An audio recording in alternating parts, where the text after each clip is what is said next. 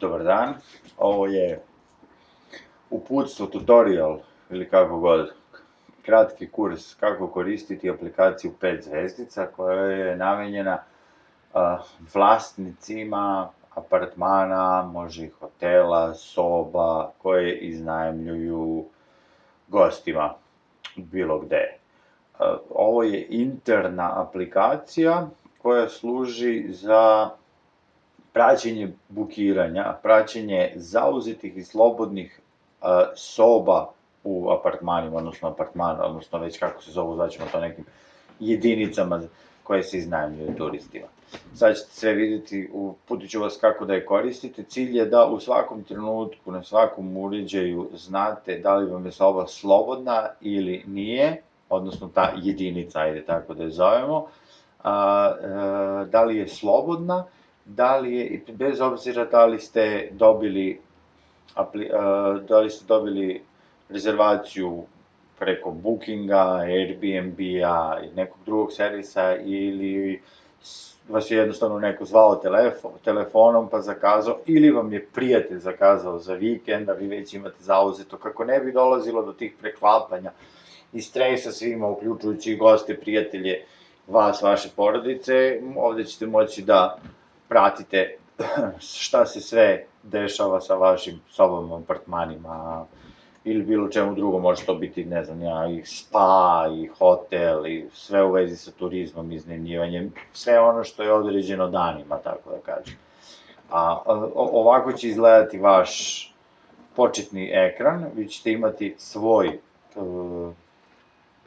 koji samo vi koristite, svoj nalog, i mi ćemo vam poslati e-mail adresu, ovo je moja e-mail adresa sada privatna, šifru koju ćete naravno dobiti, koju možete promeniti, i ovo je zaštita i za server i za vas, da vas ne bi napadao spam pre svega. Kad stavite zapamti me, mesec dana vam traje na tom brauzeru, na tom uređaju, mesec dana možete kontrolisati, ne morate se ponovo logovati, posle mesec dana će vam tražiti novo, znači da ne biste sve kucali iznova šifru i ovu zaštitu, možete staviti zapamti me, zaboravljena lozinka funkcioniše tako što upišete svoj mail i na taj mail, ako ga ima u sistemu, dobijete novu šifru. Ja neću staviti zapamti me i imam lozinku dobru, da bi mogao da imam za sledeću, naravno za prezentaciju nekome, da ne bi morao da se odlogujem. Ovako izgleda prvi screen kada uđete u prvi ekran, kada uđete. On će izgledati bez ovoga, ovo sam samo dao primere da ne bi sada pravili sve, ali ću vam pokazati kako se pravi novo. Znači ovako izgleda, ovo su vaše sobe, ovo su vaši, ajde ovako kažem, ovo su smeštene jedinice, a ovo je ceo objekat. Da ne bi ja sad grešio i govorio pogrešne termine, ovo ćemo zvati tom jedinicom jednom, to je jedna kuća ili jedan apartman, to je jedna veća celina u kojoj se nalaze pojedinačne sobe, eto, tako da to tako nazovemo. Ovo je krajnja soba koju iznajmljuje u datom trenutku određen porodica ili određena grupa ljudi, znači to može biti 1, 2, 3 ili 4 krevetna soba. Dakle, objekat jedinica, ajde tako da zovemo, pošto je terminologija različita za različite, da ne pogrešimo. Hotel soba, eto, može tako. Sada dodajemo, vraćam se nazad, sada dodajemo objekat, mi smo to nazvali objekat, to je jedna celina. Objekat se zove, evo u ovom slučaju ćemo nazvati apartman broj 3 ili apartman ili vila, neka vila Slavica ili kako god, jel tako, možete dodati opis ukoliko želite, opis pre svega slučaja kad će još neko koristiti pa da ima još neku informaciju, mislim ne morate staviti ništa, ali ako imate potrebu možete. Kad stisnete apartman broj 3 dobijete apartman broj 3, evo ga, i on tek treba da bude podeljen na sobe i onda kažete smeštaj, dodaj smeštaj, plus, i onda dodajemo sobe. Soba broj 34, sada tako dalje. Ovo smo ostavili očišćen čišćenje u toku da mogu koristiti, ovo može biti jako zgodno ako vaše osoblje nauči ne nauči, nego stekne naviku da ovo koristi. Znači, može neko ući u gotov apartman i reći čišćenje u toku, sačuvaj, dok čisti i onda samo klikne. Pa, kad završi, promeni da je očišćen i vi, kad se ulogujete, imate predstavu koje su vam sobe slobodne, koje nisu. Ovo možete koristiti, ali ne morate. Ali je zgodna stvar. Znači, dodali smo jednu sobu, onda dodajemo drugu sobu. Sada je do vas kako ćete najlakše nazvati, ako imate, ja ne znam, apartman na Kopaoniku, apartman na Zlatiboru, nazovete ga Kopaonik Zlatibor. Ako imate 2, Kopaonik 1. Ako imate naziv pa se i vila zove kako god već, onda ga nazovete tako, a unutrašnja organizacija soba, to naravno svi znate kako ih vodite. Trokrevet na 2. Eto, na primjer, očišćena je soba trokrevet na 2. I tako dalje, i tako dalje. Znači, jasan je princip. Ovo su celine, a unutar toga pravimo pojedinačne sobe koje izdajemo, tako. Sada. Termini sobe, kada se zakaže termin, ide ovako. Znači, sada vas neko nazove i kaže, hoćemo u sledećem mesecu, u aprilu, da neko rezerviše, ali još vam nije uplatio. Vi onda kažete, ok, od 6. do 10. Samo levi klik za izmenu i kažete porodica Majić. Rezervacija bez uplate je, i onda izmeni rezervaciju, pisat će porodica Majić. A kada porodica Majić plati i dođe kod vas, samo ovde kliknete i kažete, aha, uplatili su, sad su kod mene. I onda vrlo jasno znate ko je zakazao, ko nije. Ako vam otkažu, promenite status da je rezervacija otkazana. A ako hoćete da je obrišete rezervaciju, naravno to sad nećemo raditi. Dakle, stavili smo u aprilu, od 5. do 6. aprila, sad ćemo se vratiti nazad. Imamo za apartman broj 3, soba broj 34, jedan rezervisan apartman. Ući ćemo sad u termine ove sobe, trokrevetne broj 2, je li tako, i stavit ćemo rezervaciju bez uplate od, nemam pojma, sad ćemo opet ući u april, pa od 18. Opa, ovako ćemo staviti 18. Pa ćemo staviti do, ne znam, 20. I stavit ćemo da je to porodica Petrović. Evo, recimo taj primer, rezervacija bez uplate, izmeni, ok, nije uplaćena. Vraćamo se nazad. I sada neko je apartman broj 3 rezervisao u, nemam pojma, preko Airbnb-a ili preko Booking.com-a, što ćemo sad vidjeti kako se radi, i tu se pojavili još neke rezervacije i vas sada hipotetički zove prijatelj da pita kad imate slobodno u aprilu. I vi kliknete na termini objekta za objekat, a ne za sobu, da vidite šta imate u tom objektu. Slobodno. I on kaže, slobodne su mi pitao me je za aha, evo ga. Znači, trokrevet na broj 2 mi je slobodan ceo mesec, soba broj 34 ovde je slobodna, plus sad zamislimo da tu imamo još neke bookinge i ostalo.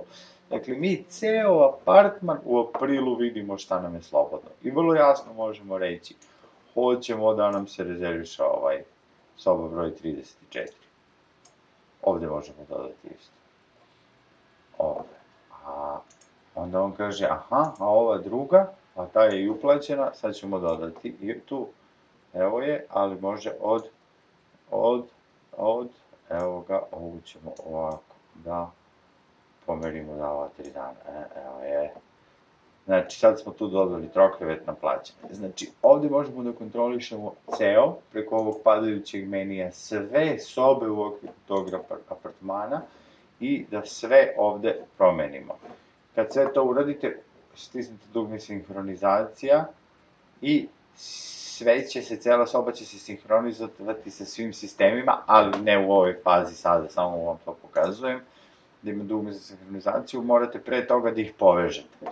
Dakle, mislim da je ovo poprilično jasan sistem i vrlo je jednostavan. Možete vidjeti samo sobu.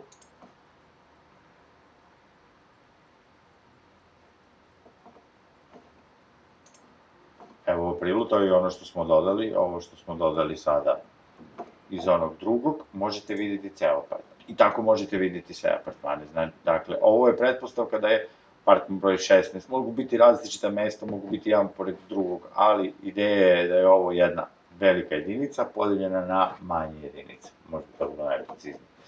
Ako slučajno pogrešite pa napišete nešto, naravno možete izmeniti, evo ovde je dugme za promenu, pa kažemo ovo je apartman broj 12 sada, sačuvaj, ili pogrešite, napišete pogrešno slovo ili bilo šta da ste pogrešili, a ako brišete, napravili ste pogrešno, naravno jasno je, ovo je crveno dugme, on će postaviti pitanje da li želite da obrišete, potvrdite brisanje, ne želite.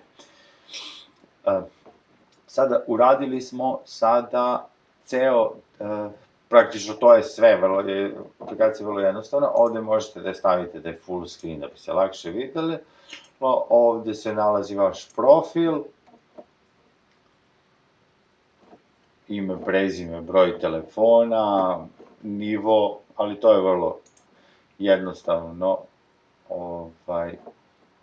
ovo je sada moj administrativni deo, tako da vrlo je jednostavna, poenta je da se vide slobodni termini kako biste mogli da rezervirate, kako bi mogli da pratite koji su vam sobe slobodne, koje su vam zauzete i dokle. To je cela ideja ove aplikacije. Ostalo je još da ispričam sinhronizaciju. Dakle, sada izlazni link, ovo je link ovoga, a Booking URL treba da nađemo kako bi mogli da ih sinhronizujemo. Ja nemam Airbnb, ali je isti princip. Vi koji ga koristite vrlo dobro znate to. Ja ću ovde ući na jednu jedinicu, to je ona celina. Kad uđete na tu celinu, idete na ovo drugo dugme, Rates and Availabilities, i onda idete u kalendar ili Sync Calendars. Možete u Sinhronizuj kalendare. Kad uđete u Sinhronizuj kalendare, imate sve sobe. Onda uđete u jednu od soba, tako vidite kako su ovde nazvane sobe, tako ih isto i nazovete, ovde možete staviti, ali ne morate, stavite skip this test, date ime, to je soba broj, opet imate broj 2, i idete export kalendar.